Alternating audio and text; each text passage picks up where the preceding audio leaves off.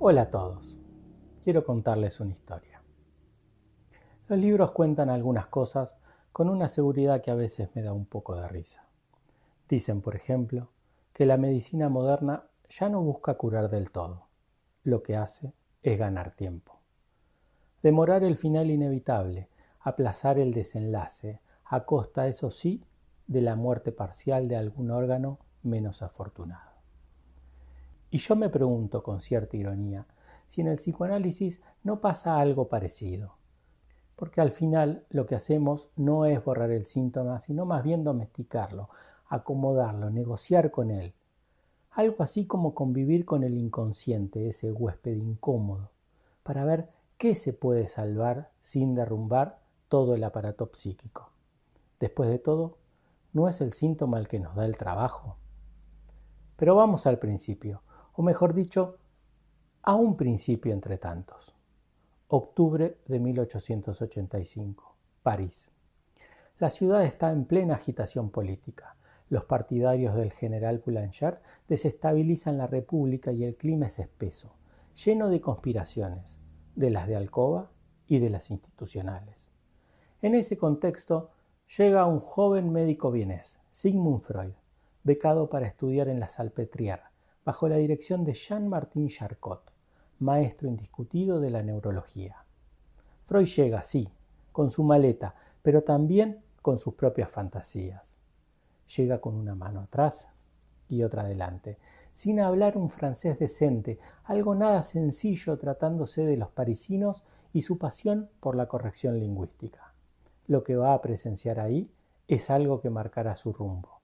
Las célebres sesiones clínicas donde se hipnotiza a las pacientes histéricas para mostrar, como en un teatro, sus síntomas.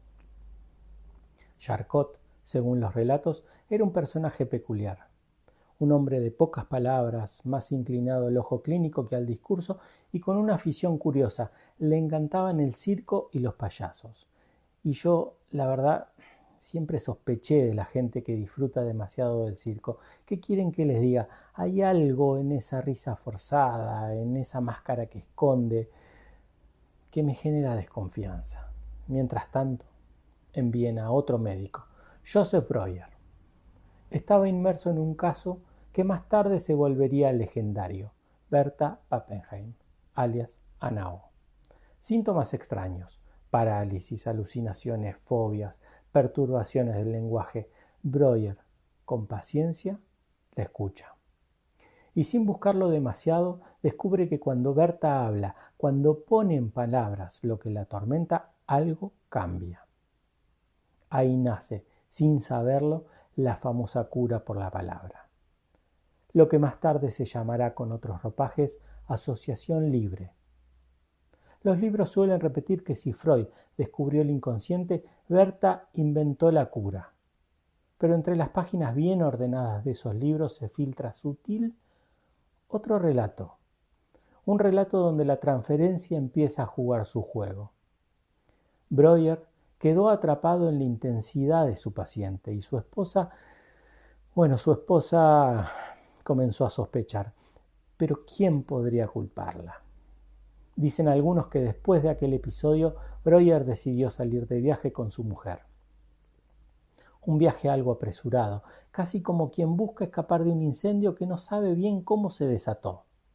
Vacaciones tardías, una luna de miel reparatoria, una hija como trofeo tranquilizador.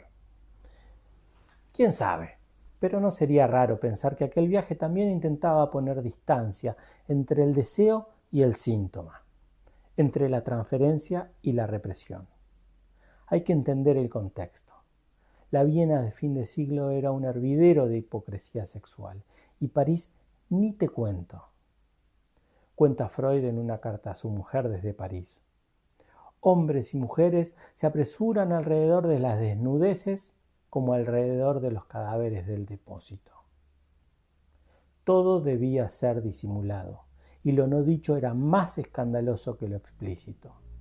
Los síntomas en ese ambiente eran la excusa perfecta para dramatizar lo prohibido sin romper del todo las normas sociales. Así se va tejiendo esta historia doble. Por un lado, La versión oficial con sus fechas impecables, Estudios sobre la histeria, publicado en 1895. La entrada formal del psicoanálisis en la escena médica.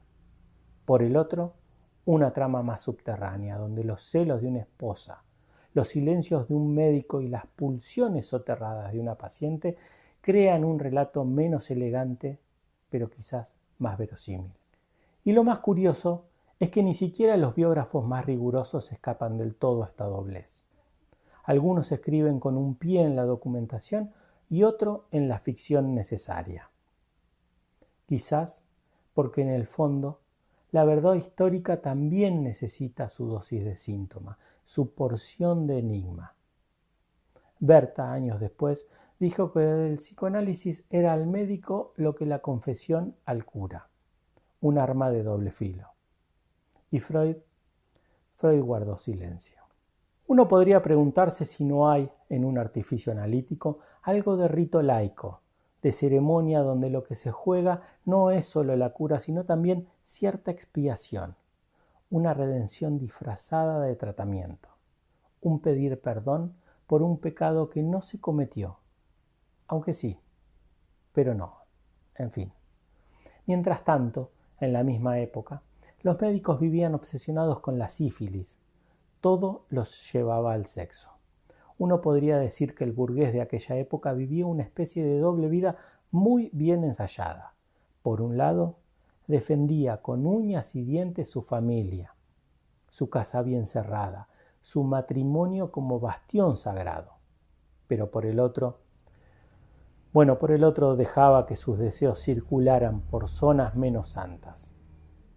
Las casas de tolerancia eran, para muchos, una especie de desahogo reglamentado, donde se mezclaba el placer con el riesgo, la fascinación con el espanto. Porque claro, el burgués quería gozar, pero temía la factura. Y vaya si las enfermedades venéreas eran una amenaza constante. La sífilis recorría los mismos pasillos que las herencias familiares. La histeria se colaba en los salones, como si las noches de desbordes sexuales dejaran un residuo tóxico en los matrimonios más respetables.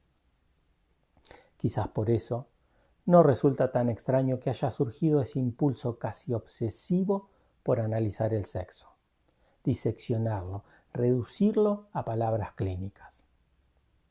Como si la medicina pudiera purificar lo que la carne había desbordado. O al menos calmar un poco la culpa. Y sin embargo lo ocultaban tras vitrinas de antigüedades, estatuas clásicas y discursos sobre la moral. Una sublimación bastante previsible si se mira bien. Freud poco a poco se desmarca de ese universo. Deja atrás la hipnosis y las miradas fascinadas por el síntoma. Y empieza a escuchar. El paciente ya no es solo un cuerpo que convulsiona bajo la mirada clínica. Ahora es un narrador, un novelista de sí mismo que va inventando su propia trama mientras habla. Algunos sugieren, y esto es materia de debate, que Freud también se identificaba de algún modo con sus pacientes histéricas, que su cercanía con esos casos no fue solo teórica. Quizás, solo quizás, en esa identificación encontró una clave para pensar la neurosis, o al menos para darle un estatuto nuevo. Ahora bien, hay una pregunta que sigue dando vueltas, al menos para mí, y esto es crucial en los que estoy comenzando con esto que les cuento. ¿Se puede separar al hombre de su teoría? ¿Podemos quedarnos con la genialidad del descubrimiento sin asomarnos, aunque sea un poco, a las pequeñas miserias, los enredos y los deseos que lo rodearon? Uno podría sospechar que en el fondo la gran aventura del psicoanálisis empezó con algo mucho más terrenal que las ideas. Un malentendido genital, una transferencia incómoda, un deseo reprimido. Pero claro, eso oficialmente no se cuenta. Aunque si uno afina el oído, la otra escena siempre se deja oír. Esto es lo que quiero transmitir. Esa historia del psicoanálisis que está ahí para, aunque sea, jugar con ella. No me interesa idolatrarla ni ponerla en la repisa para exhibición. Mi intención es, sin falsearla, jugar con la ficción de su historia. Por eso esto se llama Ficciones Psicoanalíticas y quiero darle la bienvenida. Gracias.